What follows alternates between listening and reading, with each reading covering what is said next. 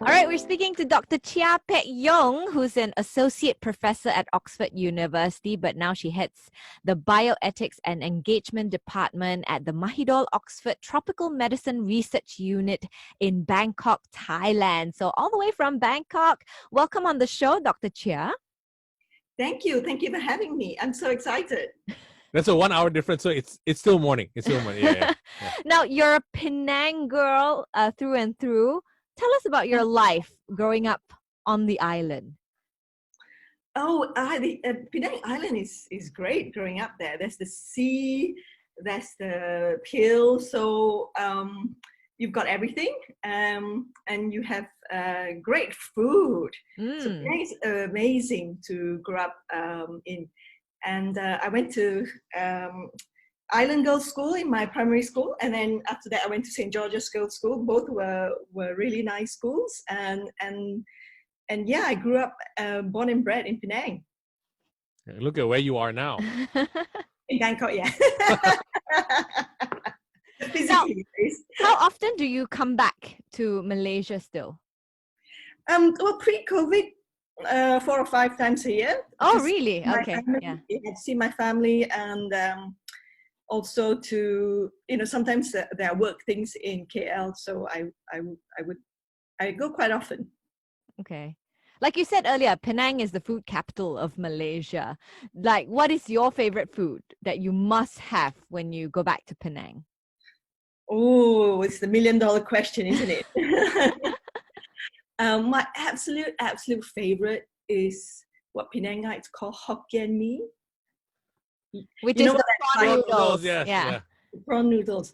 Well, it's not as exciting as the other stuff that people normally say, but it is something that you cannot get easily overseas, because it's not that difficult to make nasi lemak, to be honest, or char kway teow, but no one makes Hokkien mee. It's really difficult to make, and even if you make it, no one wants to eat it. It's weird. You just boil a bunch of prawn heads and in a soup. But you know what? It's really weird.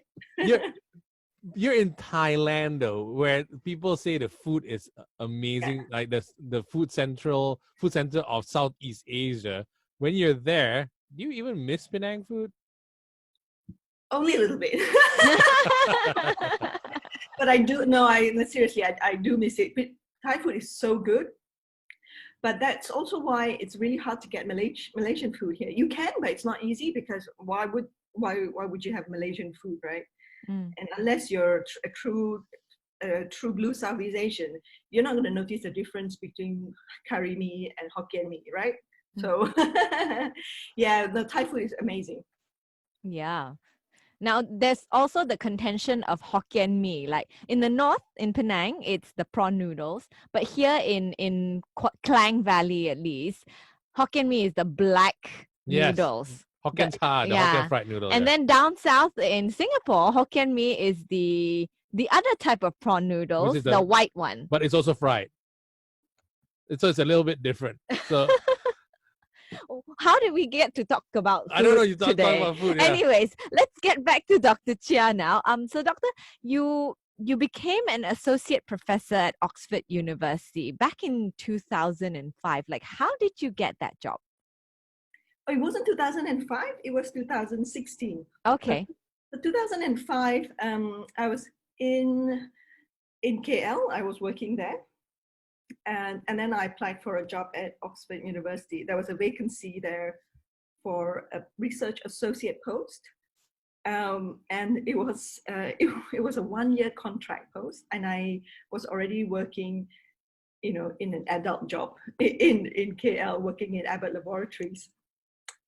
But I thought I'll go anyway. So it was a job, a 1-year job, a contract job. I applied, went for an interview and got it. Why did you do it? I mean, because you said you were doing an adult job, and then why go to a university? Why not? It's Oxford. Yeah, right. It's Oxford, JD. Well, right? I mean, like, were you job hunting already at one particular point, and then you're like, hey, look, Oxford. No, I was job hunting, so I looked at several things what I wanted to do next, and I always like academia. So I thought, you're not going to get, no one knows me, you're not going to get a prestigious job suddenly, so you might as well go for whatever you can get. And it wasn't a bad job. The only thing was it was 1 year, and I had to just leave, pack my bag, sold my car, and left. And you went to the Oxford University in London, right? In the UK. In Oxford. Yeah, in the UK. Yes. But this is Oxford, though. I mean, like, did you ever think that you would be actually working at Oxford University? No, no way. How was the experience there, that 1 year? Oh, it was amazing. Oxford University is what it seems and what we hear all the time. And it's so old. It's really weird. But it is weird in a sense because from Malaysia, right, everything is not that old. But over there, all these buildings from the 6th century. Okay. Or maybe I'm exaggerating a little bit. 11th century, I think. And then it's so cold as well. It's so weird. And when I arrived, it was actually spring. And I thought, all right, after work, 5 o'clock, I'm gonna explore. And then everything was closed. That's the UK for you, right? Jeez. Yeah, but it's not the same anymore. Things are open a bit later now. But when I was there, 2005, things closed at 5 o'clock. Okay. But what is the difference between, I've always had this question, what's the difference between an associate professor and a proper full-time professor? Like, do you teach or do you only go for research purposes? So the difference is not, is if you look at Malaysian universities, we also have these two ranks, associate professor and professor. So basically, full professor is a step up. And before you get to full professor, you can apply to be associate professor. So that is, they both positions teach, depending on what kind of job you apply for and what faculty you're in or what department you're in. But basically, it's a matter of achievement and rank. So associate professor is like the lesser professor. Like an assistant teacher, sort of. No. Oh. No, it's a matter of rank. So okay. if you work in a company, right, sometimes you have the word senior something or junior something, right? I mean, it's on a different scale, but it's more or less like that. Yeah. Right. Do you have to have some sort of not medical, but qualification to become a professor? Like, do you have to have a PhD title? Do you have to have some form of qualification to become a professor? Yeah, lots. Lots of qualifications. Sometimes it's a combination of qualifications and experience. So, of course, the basic qualifications are important. So you have to have a degree, a PhD. Not always true, but normally you have to have a PhD. And then a lot of research. Mm-hmm. You have to teach as well. Mm-hmm. And then the whether you get or attain a professorship or associate professorship is the degree. So, for example, are you a leading figure in your field? Do you have enough contribution? Do you make good in terms of contribution? Is your contribution to your field significant? So that kind of thing is looked at. Okay. So after that year you spent at Oxford University, did you come back or what did you do in between before you accepted the job in Thailand? So I was working there 1 year and then I got renewed for, the post got renewed. And then there was a vacancy in Bangkok. The vacancy, so in Bangkok, there is a University of Oxford hub here. And we do lots of research in malaria, in other tropical diseases. So there was a vacancy here, and then I wanted to be closer to Malaysia, so I applied for this job and got it. What year was that? That was 2007. Okay. So I've been here since then. And now you head the research department at the Mahidol Oxford Tropical Medicine Unit. Tell us about the progression, like how did you accepted the job in Thailand and now you head the department.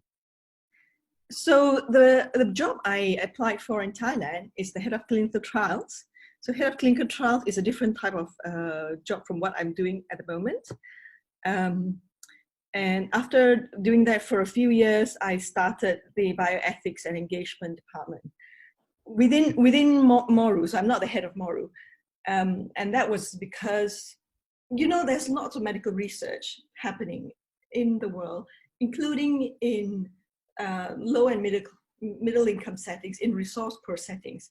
So we encounter a lot of ethical issues when conducting this type of research. So you see, on one hand, you have to conduct research so that you understand the populations better, you know how to treat them, you know, medication-wise better. So you can't escape from conducting research. But on the other hand, this group of people may be vulnerable to, let's say, exploitation. So you got to get the balance right. And so I started this team just, well, to study it in more detail and to make sure that, well, we conduct research ethically, and our research is feasible and responsive to the population. But also as an academic discipline, it is useful for other people to know, to study. So we study it to understand it better. Yeah. So that's one side of it. And then my team is called Bioethics and Engagement. The engagement part is to promote engaging with the communities we serve, which means that you can't do research without engaging with the communities, right? Yeah. And sometimes it is really, really necessary, or usually it's necessary, to engage with the communities, to embed their voices into your research so that the research you do is more responsive, ethical, and relevant. So doing research in a vacuum is not accepted anymore. It was never accepted, actually. But it is viewed as very, very important now. So my team is a dedicated team to look into both ethics and engagement. The field has moved quite a bit in the West, but not so much in Southeast Asia, maybe with the exception of Singapore. Okay. Can you share with us maybe one of the research that you've done when you've engaged with locals? Mm-hmm. Yeah. So one thing that we do here quite a lot is to conduct research with migrants, refugees, you know, children, as well as pregnant women. You know, the populations that are traditionally deemed to be vulnerable. So many international research guidelines say that you shouldn't conduct research with vulnerable populations.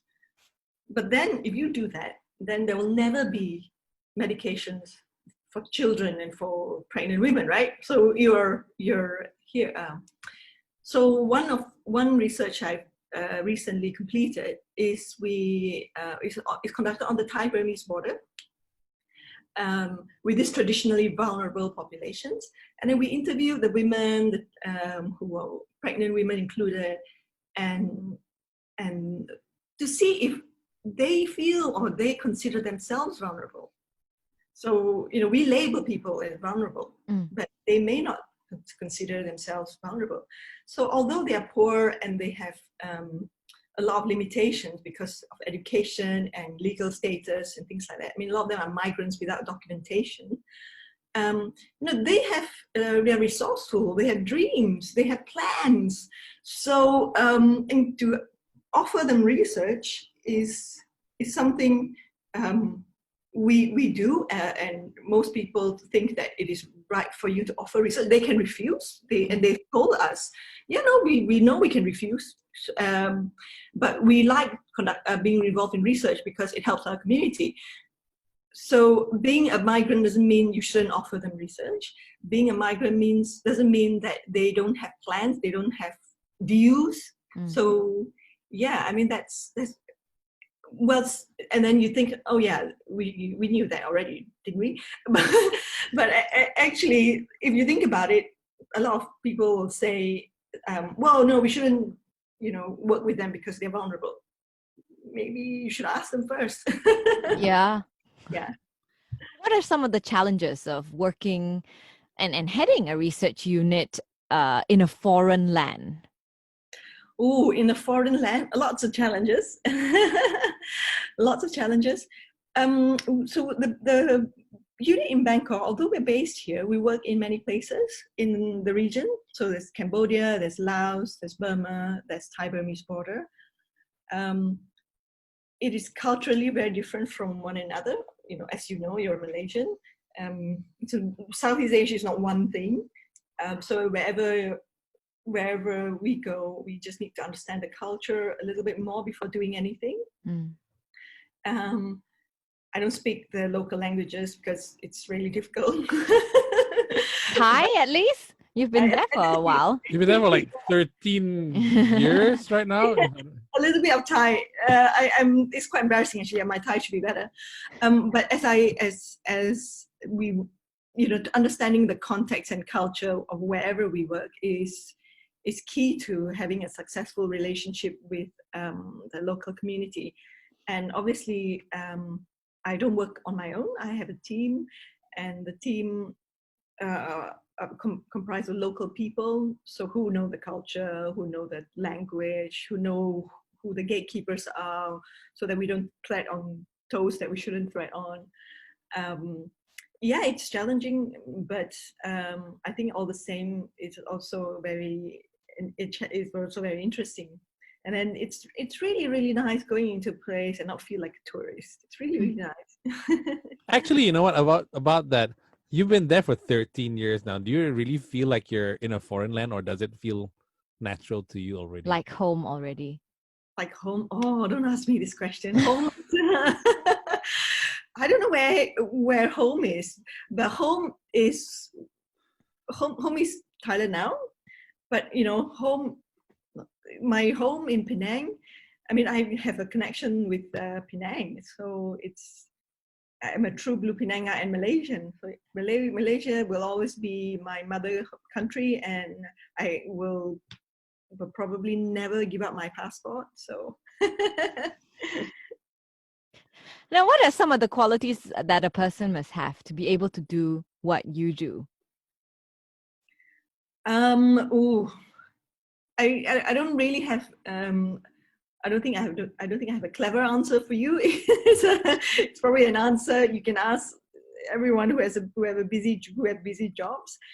But research is a field where you just have to have lots of ideas. Just have the ideas, do this, do that, and then carry it through. So I would say the ability to dream and dream big, and then ask for help when necessary, and not being afraid to tell people what you want to do, what your dreams are, and then ask for help. Yes. Being inquisitive? Being inquisitive, yeah, lots of ideas. So ideas are interesting because not every idea is going to be carried through. So don't be afraid to have lots of ideas and then be brave to tell people and get shot down sometimes. But it's okay. Thick skin. That's right. Ah. But what about the qualities of a person who wants to go work abroad or in a foreign land? In a foreign land, I think it's quite. I guess it's quite difficult to be out of your comfort zone. So I think that would be the first thing. Just make a decision to be out of your comfort zone, and then just go. Go with the flow, right? Go with the flow. Adapt. Yes. Now, what advice would you give to Malaysians then who are looking to work and succeed overseas like you have? Another difficult question. Well, I think the first question is, it doesn't have to be overseas. It can be in Malaysia. Why do you want to be overseas? Is there a specific objective to be overseas? Can you also do it in Malaysia? And I think that the answer would be the same. Really follow your dream, and then wherever your dream takes you, it could be in Penang, it could be in Johor, it could be in UK or anywhere else. The place doesn't matter so much. It's just the dreams, and wherever it takes you. But Oxford, though, if someone wants to go to Oxford, it's a whole different ball game, though. JD. Now, I understand you're currently researching also the impacts of COVID-19 on our economic and social growth, right? In Southeast Asia specifically. Do you think we in Malaysia, are we doing a pretty okay job? It's really hard for me to tell because there are so many aspects to COVID. So as you know, there lots and lots of people are working on different aspects of it. There is people working on vaccines, there are people working on drugs, there are people working on the non-pharmaceutical interventions, the social aspects, the economic aspects, transmission aspects, and loads of things. Lots and lots of pieces need to be put together. So, and I think Malaysia appears to be doing very well in terms of cases. I wouldn't want to comment on the reasons because there are multiple reasons, and we don't know whether we don't know we can't say for sure which stage of the pandemic we are in or the world is in. So it's really hard to make any form of definitive conclusions. But I must say congratulations to Malaysia. Actually, you guys and Thailand as well, Southeast Asia in general, doing quite well. So the project I'm studying is the economic and social impacts of the local government measures. So things like social distancing, lockdowns, and things like that. So in the absence of drugs and vaccines that are effective, we don't have that many tools we have to play with. So one of the important ones are public health measures, such as social distancing and hand washing and that kind of things. But these things, they are seen to be effective. Lots of research already, but they also have an adverse impact on communities. And what's important here is that the impacts are not even. So it tends to affect the more disadvantaged group more. So if you're a street vendor, you'll get more affected, right? Versus someone with a stable income. So and these things need to be addressed. So that's what my research is about. Okay. How deep is the impact? How deep is the socio-economic impact of this pandemic? Deep. Deep. So the pandemic has more than two, a few aspects to it, right? There's the COVID infection itself, but the other things around it. So one important thing is the lockdown and the economic and social impacts, right? So yes, we don't know which is bigger, or probably but they're both big. Yeah. Is there any way that, based on your study, that you can chart a timeline of when things might ever kind of get back to being normal? Oh, no, I can't answer that. Oh. that's a $1 million question, and I won't be able to answer that, I'm afraid. It depends on so many other factors, and it's beyond my expertise. Yeah. So we're talking years, right? Not months. Yeah.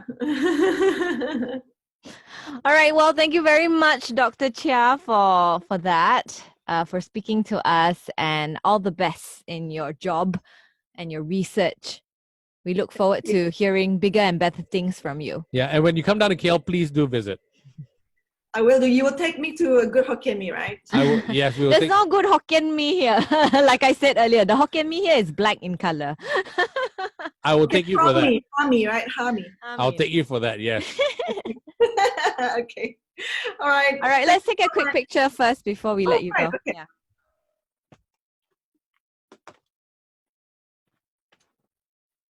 Okay, 3, smile. 1, 2, 3. Smile. Okay. Got it. Perfect. Okay, thank you very much, JD. Thank you, Dr. and- Cheah. Yeah, all Bye. right. Bye then. Okay. Kap kun kap. I don't know how to say that. How do you say bye in Thai? I don't know. Correct. Khop kun ka. Kap kun kap. Yes, exactly. That's me. Okay, all right. Bye then. Bye.